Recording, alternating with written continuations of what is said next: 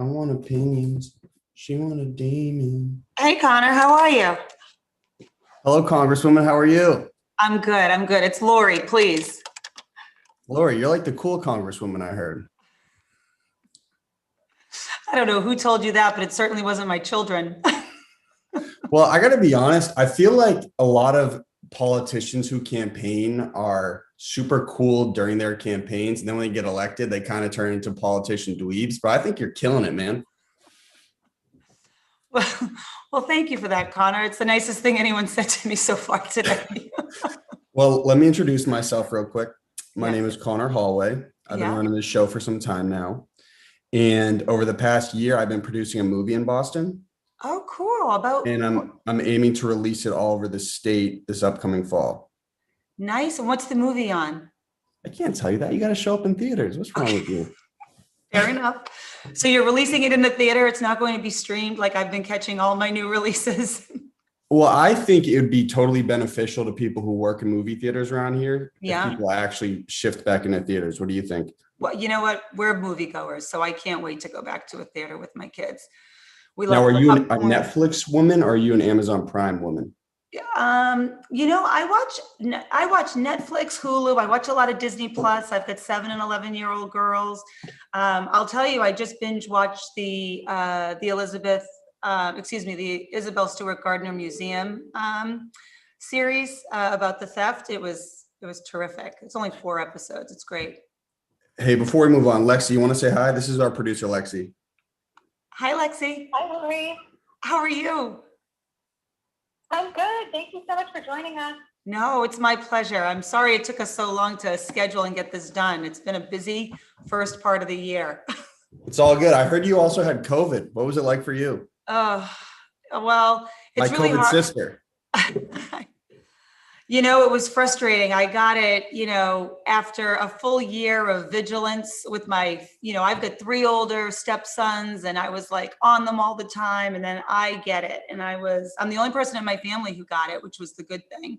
My symptoms were mild, which was also great. But, that quarantining for 12 days in your home with young kids is a challenge. But, I was lucky. I didn't, there are people who have, lost relatives and lost family members, and we didn't come anything close to that for the entire year, which, of course, we're so fortunate. But I had it, and it was actually, I probably got it the same week that I got vaccinated, probably Really? inauguration week, if I had to think back to, how I contracted it. Wait, so how did that work? Did the vaccine diminish any of the effects of the COVID? They say that, the vaccine does diminish those symptoms, but to be honest, I was here and traveling, of course, the week of the inauguration, which, I had 3 tests that week. And then after the weekend, I had a positive. So, I think it was too proximate between, my getting it and my first shot, right? That the shot I don't think would have taken effect in days. But I do think that they were very close. But I was, I didn't have bad symptoms. I had like 3 days where I had like severe fatigue and a little, fogginess and aches and, but it wasn't anything. It was the same with me. I got it January also. And I just woke up one morning, no taste, no smell. It's just a really strange sensation. But you've gotten it back, right? I'd say my smell is probably about like 60%. See, I'm on the health subcommittee here in Washington, and we just did a hearing on long COVID. And there are thousands of people who have these enduring symptoms. And it's not just, no taste, no smell. It's like chronic fatigue syndrome. It's, I spoke to one woman who was a constituent of mine. She's had a stroke. It's like, we're going to be living with these effects for a long time. So, Long COVID is what they call they it. call it long COVID. Yeah. Yeah. And, the NIH is studying it just so that we can understand it better. We can treat it better and arm our physicians and our doctors to diagnose it, because, it's in the beginning, a lot of folks, they weren't, especially young people, they weren't believed. And so, yeah, we're doing a lot of education and research into that, but we're lucky, Connor. We're lucky we don't have that, but I do hope you get your taste and smell back, because don't want to, I imagine that's dramatically, prohibitive. I'm not soft. I can handle it. A lot of people have had it much worse than I have. Now, question, how do you split your time right now between DC and Massachusetts? Yeah. So we're mostly down in Washington for 3 weeks and then in our districts for a week. And sometimes that changes. The calendar is pretty fluid, but I come down for votes. And I'll typically be here from a Monday to a Thursday, like this week, or a Tuesday to a Friday, like last week. And then I'm, home the other days, and, getting out and about in the district. So, I've got a place down here, which is helpful. But yeah, I think all during this past year, I kept traveling down here. I really didn't use the proxy voting until I got COVID. And then when my girls went back to school, went back into a classroom. So yeah, it's been, a lot of the committee work is still done over Zoom. So we do that when we're home. We also do it when we're here. Now, when you shift back to Lowell Lawrence, the third congressional district, what are your responsibilities when you touch back? I'm just trying to simplify for anyone that doesn't really know what a congresswoman might do. Oh yeah, no. So I'm out and about in my, communities. Look, a big part of what I do is I elevate the stories from the communities that I represent. And I've got diverse communities, right? I was born and raised in Lowell. Lawrence, has been one of the hardest hit communities during COVID. So when we're talking about healthcare disparities, when we're talking about like equity in our vaccines, and all those, sort of enduring, I elevate Lawrence and the challenges that, we've seen there. But, I also have communities like Concord and Acton and Hudson and Marlborough. I go all the way west to Fitchburg and Gardner. And so is Lexington in your district? No, it's in Catherine Clark's district. Okay. I grew up in Lincoln, Mass. Oh, okay. Terrific. And Yeah, Lincoln is not in my district, but it probably once was way back. Will your kids go to Westford Academy? Yeah, they're in Westford Public Schools right now. So we're hoping that they stay. I went to public schools, and it's hugely beneficial. They're divisional rivals, Lincoln and Westford. Oh, terrific. What sport did you play? Well, I wasn't much of an athlete. I rode a little bench playing football, but other than that, not much. That is quite all right. I You am. played in college, correct? I did. I played volleyball. Yeah. I was a basketball player, during my younger years, and then fell in love with volleyball, like in high school. Yeah. Now, you're a newer congresswoman. Have some of the glamorous effects worn off for you? Are you still really excited to be there, like between you and I? Because I can imagine getting elected for the first time, like you're pumped, but then it's like, wait, there are a lot of responsibilities that come with this. So I will say that being a congressperson is not glamorous at all. And it's not at all what attracted me to the job. I think what was terrific is that I was a staffer for a bunch of years. After college, I was a scheduler, and then I worked my way up to chief of staff. And so I really did get a full view of what a congressional office does. And that's what attracted me to the office, knowing how impactful an office like this one can be, not just for the communities that you represent, but also on policy issues. And so that requires work. I mean, I have to tell you, I keep my head down. I try to, build relationships down here so that we can get, meaningful legislation done on the opioid epidemic or on combined sewage overflow. Those are not sexy issues, Connor, in terms of, talking about sewage wage, talking about pipeline safety, for example, you really do have to get people to understand like what happened in Lawrence, Andover, and North Andover with the Merrimack Valley gas explosions, to understand the importance of putting in better safety measures, right? So that part is not, I wouldn't say that that's glamorous. That you have to do a lot of coalition building. You've got to, you've got to get a bill to a place where it can pass, which we did. But I would say it's a lot of hard work. And then it's super rewarding. I mean, I love traveling all over the district. It's the thing I miss most about this past year, because the communities are so different. I always learn something new when I'm talking to folks about what their concerns or what their issues are, what small businesses issues are. And then it's my job to kind of come back here and make sure that we're, converting that into legislation.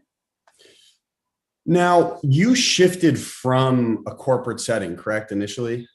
Yeah, I worked at a startup, so we tried to be corporate, but Unsuccessfully? we were a scrappy startup.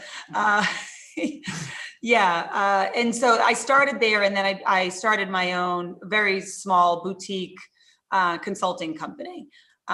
So yes, but I did sit in a lot of corporate boardrooms with no other women, if that's where you're going. Well, no, my question is, you're shifting from a corporate setting into politics. Yeah. And I've been having this conversation with a lot of my roommates recently about where can you make a larger impact, being super successful on the business end or a super successful politician? In your opinion, do you think you can get more done being a successful entrepreneur as opposed to working in politics? I mean, obviously, and be totally straightforward, Yeah, no, I think it's narrow, right? I mean, I think it's more narrow in terms of what you can impact. Look, I think if you want to have an impact in the world, it's on you to figure out how to do that. And you can do that in a multitude of ways. For me, it was about getting more women into leadership roles. It was like setting the conditions at work so that, businesses didn't antagonize women to leave. They were more embracing them and helping them ascend in the organization, which doesn't happen automatically. That requires real work and real like systemic change in a lot of the ways that these companies operate. Here, I can kind of think beyond the walls of a company or, a number of employees. And I could think of, when we pass, paid family and medical leave, that's going to impact everyone in this country. And it's going to impact, the people in my district, which I really do put it through the lens of how will this positively impact the people I represent. But like so many of the measures that we're talking about, even right now with the American Families Plan, is childcare. That has been holding women back from working, and not just women. I mean, like working parents in general. Men want it as much as women. I mean, we don't have affordable, accessible childcare in this country. And so if we're going to have an economic recovery, if we're going to make certain that it's inclusive of everyone, high wage workers, low wage workers, women, men, people of color, then we have to pay people to do that work so that they can support their family. And we have to make it so folks can afford and have peace of mind that it's going to be quality childcare. So I think those things are hugely impactful. And there's no place I'd rather be than right here working on issues like that. Could you see the benefit to being a super rich elite at the same point? Like, let's say like you're a Jeff Bezos and you have $20 billion to administer to childcare. I mean, that's also an effective way to get a problem done, correct? Yeah, look, one of the things that we are seeing right now, and I've even seeing it with companies in the district that I represent, is in the absence of, Washington working, right? There's been gridlock a lot for many years here, which is one of the reasons why I ran. They are taking matters into their own hands, and they are putting childcare centers right on site, or they're raising their wages to lure people, back to work because we don't have a family sustaining minimum wage in this country. And so I do think like there is a obligation and there is a responsibility for those business leaders to, help lead that transition and help put pressure on everyone else to make it so we don't have this wage gap in our country, to make it so, we don't have this income inequality problem. And we do have the conditions where people can work, but not 2 and 3 jobs, so they can enjoy their lives and enjoy their families. And so I think wherever you sit, whether it's in business, in government, in the nonprofit world, if hopefully we'll all be rowing in the same direction, but, we all have an obligation to make sure that the people that we're privileged to either have work for us or to serve have dignity and a quality of life that, we can all be proud of. So and you know what? I do think that we have seen companies do that. And I think that we hold them up as models. Listen, I would love to talk to you all day, but I know you're limited on time. So I want to make sure Lexi has a chance to get her question off. Lexi is newly graduated from Boston University. Oh, get out. Our youngest, Christian, just graduated from Boston University. Congratulations. Thank you so much. Lexi, not to cut you off. I believe Lexi had a couple drinks last night, so she might be feeling a little loopy. Lexi, give him a rip. I thought senior week was over. You calling her an alcoholic? No, but it's the end of the whole graduation festivities. I'm just kidding. Lindsay, we don't have to talk about that. Please ask me your question. Lori, my question for you is, over 44 million Americans struggle with student loan debt, myself included. And it's an issue that's been exacerbated by the pandemic. What is your plan to alleviate the suffering for your constituents? It's a great question. And when we talk about all the time, I was the first person in my family to graduate from college, and I wouldn't have had the opportunity to go to college if, I hadn't gotten that scholarship that, Connor mentioned to play volleyball there. And so the crushing student loan debt, it impacts our entire economy. And you have the numbers right. I think it's, 45 million borrowers owe more than $1.7 trillion in student loans. So those are extreme levels of debt that can prohibit talented young people like yourself from taking entrepreneurial risks. It could prevent them from buying homes and cars, and it has far-reaching effects on our economy. So I do think Congress can do much more to alleviate the immediate impact of the student debt crisis, but then also address its root causes. I mean, there's still too many students who face barriers to continuing their education. And so we're having the conversation about student debt, but we also have to work harder to reform the system so that more people can afford to go. And I think better transparency, accessibility, that, it comes to colleges and universities. We have to make sure that they're making financial aid offers to students, and that financial aid is there. So I do think it's crucial that we work to lower the overall cost of education. I support loan forgiveness, especially for students who can't pay back their loans as well. Look, last year I sat on the Education Labor Committee, and there were too many students who were defrauded by predatory for-profit colleges, our veterans who were targeted because of their GI benefits. So we have to make sure that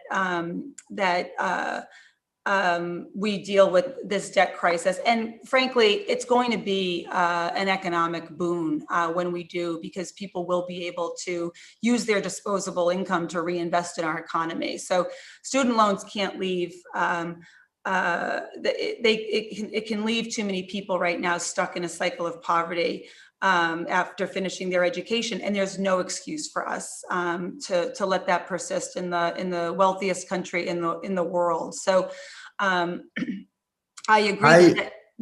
Go ahead. Sorry to cut you off. I could not agree more. I didn't understand student debt was such a big deal until I personally left school. Yeah. And I realized, oh shit, I can actually start up my own brand in the city. I can start producing in the city. I can start making my own show because my parents busted their ass and they were able to pay for my education. But Lexi now is like, oh shit, I have this big wave hanging over my head. I got to take care of this. Yeah. Yeah. No, it's a huge issue. And look, one of the things I worked on with my colleagues is the College Affordability Act, which it does include key provisions that's going to make higher education more accessible and more equitable.